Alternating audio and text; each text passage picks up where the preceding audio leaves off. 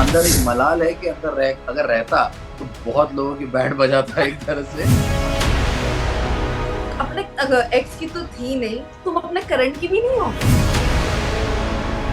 अगर निकालना चाहिए किसी को तो ईशा और संपर्क को निकालना चाहिए, नॉट अभिषेक। बिन पेंदे का लोटा है, कभी इधर लुढ़केगी कभी इधर लुढ़केगी। तो मैं होती तो मैं भी थप्पड़ लगाती उसको, नहीं कि डिजर्व्स दिस मतलब माननी पड़ेगी उसको ना, हवा का रुख किस तरफ मुड़ रहा है ना उसको समझ में आ जाता है। Well, guys, I would say firstly, welcome, and it's a great pleasure having the two of you here joining me on Zoom Teletalk. अच्छा, ऐश्वर्या का जैसे कि बहुत ही अनफेयर तरीके से उनका एविक्शन हुआ था, ईशा के हाथ में ये पावर दिया गया था, वैसे ही फिलहाल अभी लेटेस्ट खबर आ रही है दैट कहीं ना कहीं शायद अभिषेक भी निकल गए, बिकॉज समर्थ और अभिषेक का बहुत बुरी तरीके से एक लड़ाई हुई जहाँ पे उन्होंने फिजिकली उनके साथ वायलेंट हुए। तो आपके हिसाब से आपको क्या लगता है कि बिग बॉस ने सही डिसीजन लिया कप्तान के हाथ में फिर एक बार? मुझे नो नहीं नो लगता। नो, मुझे बिल्कुल नहीं लगता कि सही डिसीजन होगा इफ ही इज एविक्टेड। और क्योंकि इतना हद तक पोक किया गया है, एक इंसान की मेंटल हेल्थ के बारे में इतना ज्यादा बोला गया है, और यू नो दैट पर्सन, उसको अभिषेक को पहले से आप जानते थे, you had a history with him. So उसके बावजूद आप अपने करंट बॉयफ्रेंड के साथ मिलकर उसको पोक किए जा रहे हो इतना हद तक कि वो हाथ उठाने पे मजबूर हो रहे हैं, तो मतलब you are wrong in that situation. अगर निकालना चाहिए किसी को तो ईशा और संपर्क को निकालना चाहिए, नॉट अभिषेक। आपने बहुत ज्यादा पोक किया उसको, बहुत ही ज्यादा पोक कर दिया। मैंने भी न्यूज बस ट्विटर पे, एक्स पे मैंने पढ़ी है, but so I don't know. And उसके नीचे कुछ कमेंट्स थे, तो I just red a few comments, and उसमें किसी ने ये लिखा था कि सही बात है, एग्जाम्पल सेट करना चाहिए। जैसे तहलका भाई के साथ हुआ था, पहले भी कुछ सीजन्स में कुछ और कंटेस्टेंट्स के नाम थे जिन्होंने थोड़ा सा वायलेंस दिखाया था, and because of that to set an example उनको आउस्ट किया गया है, एविक्ट किया गया है शो में से। तो अभिषेक को भी निकालना चाहिए। कल को नेक्स्ट सीजन में या आगे के सीजन्स में ये ना बोला जाए कि कंटेस्टेंट ये तो बोल के निकल जाएगा कि मुझे पोक किया जा रहा है, फिर मेरा हाथ उड़ जाए तो फिर देख लेना। ये जवाब दिया, understood. So does that mean that poking is okay? मैं ये पूछना चाहता हूँ, आगे के सीजन्स के लिए भी आप किसी भी हद तक जाओगे पोकिंग में? मैं ये सवाल उस पर्टिकुलर कमेंट को वो बोलना चाहूंगा, पूछना चाहूंगा कि आपको पोकिंग, चलो आपने बोला is a part of the game, but is poking allowed to a certain, what is the barometer of कितना अलाउड है पोकिंग में? क्या बोल सकते हो आप? पोकिंग तो ठीक है, वो मतलब ठीक तो नहीं है बिल्कुल भी, बट उसके बाद समझ क्या कर रहा है, उसके ऊपर ब्लैंकेट डाल रहा है, मुंह में टिश्यू पेपर डाल रहा है, तो ऑब्वियसली इंसान थप्पड़ मारेगा। मैं होती तो मैं भी थप्पड़ लगाती उसको, नहीं कि deserves a slap. Seriously he deserves a slap. Isn't this physical abuse एक तरह से?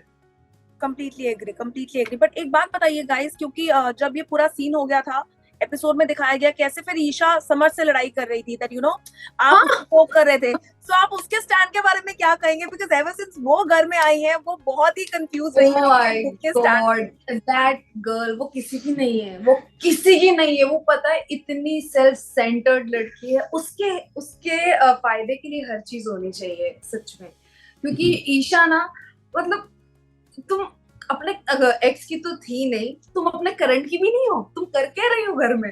वो एक्चुअली अपना स्टैंड लाना भूल गई थी घर से। हाँ, अपना स्टैंड वो स्टैंड घर पे ही रह गया, जिसपे कपड़े सूख रहे। बिन पेंदे का लोटा है, कभी इधर लुढ़केगी कभी इधर लुढ़केगी। पहले ऐसा ही करती थी, पहले अंकिता की तरफ थी, फिर मेरे पास आ गई, फिर वापस अंकिता के पास चली गई। तो यही होता है उसका। और सेम वो पहले अभिषेक के साथ थी, समर्थ आया उसके पास आ गई, फिर वापस अभिषेक और समर्थ के बीच में लटक गई, और अभी वापस समर्थ के साथ उसको पोक करी, एंड देन अभिषेक के साथ आ गई। मतलब क्या बेवकूफ लड़की है यार। बट एक बात मानना पड़ेगा, मतलब माननी पड़ेगी उसको ना, हवा का रुख किस तरफ मुड़ रहा है ना उसको समझ में आ जाता है कि अच्छा अभी अभिषेक को बहुत सिंपैथी मिल रही होगी इन चीजों से, तो let me go in favour of him. अंदर बैठे बैठे उसको समझ में आ जाता है, somehow she is very smart and very चालाक ब्रो ऐसे नहीं, करके। उसको ना ओवर कॉन्फिडेंस, जो मैं बोला था मैंने उसको कि आपको एक ओवर कॉन्फिडेंट हो गई हो आप।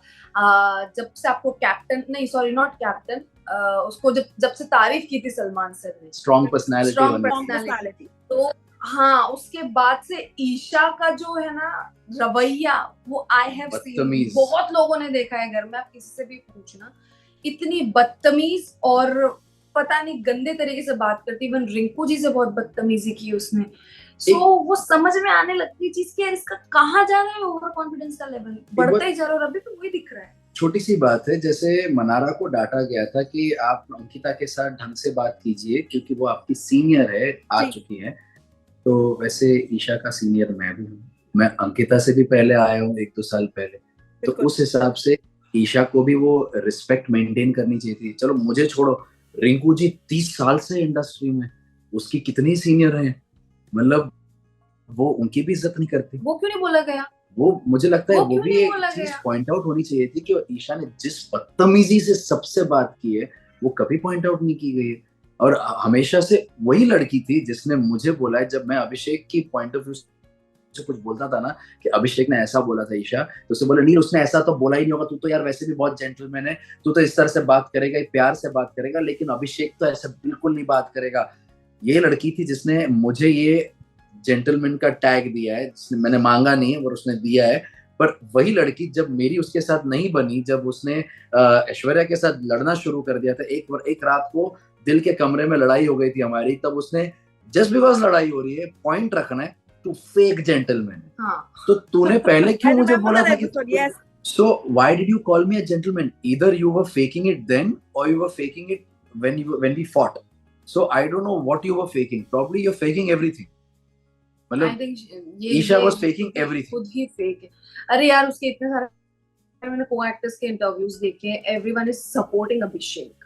सो आप समझ लो ना कि अगर वो बोल रही फिजिकल वायलेंस किया है तो तुम भी कम नहीं हो मैडम, आपने भी किया है। अभिषेक ने भी बताया उसने नाखून मारे हैं, और वो तो हमने लाइव वहां पे देख लिया था अंदर ही, जब वो टास्क हो रहा था कैप्टेंसी टास्क, तो उसने अभिषेक को धक्का दिया था, तब क्यों पॉइंट आउट नहीं की गई? तब तो बड़ा मतलब हाँ अभिषेक को बैश किया गया, ईशा को कुछ नहीं बोला गया। लड़ाई में अभिषेक यहाँ तक आया था बात करते हुए, इसलिए वो बोल रही थी कि मेरे पर्सनल स्पेस में आया इसलिए, पर पहले भी तो ऐसा झगड़ा हो चुका है। तो वो भी तो गुस्सी है। वही तो बात है, पहले भी तो झगड़ा हो चुका है और वो भी तो झगड़ा ऐसे कर चुकी है, तब आपने हाथ उठाया, तब उसके बारे में कोई बातचीत नहीं हुई थी। तो इट्स लाइक सिलेक्टिव चीज हुई है वो। I think that should have been spoken about.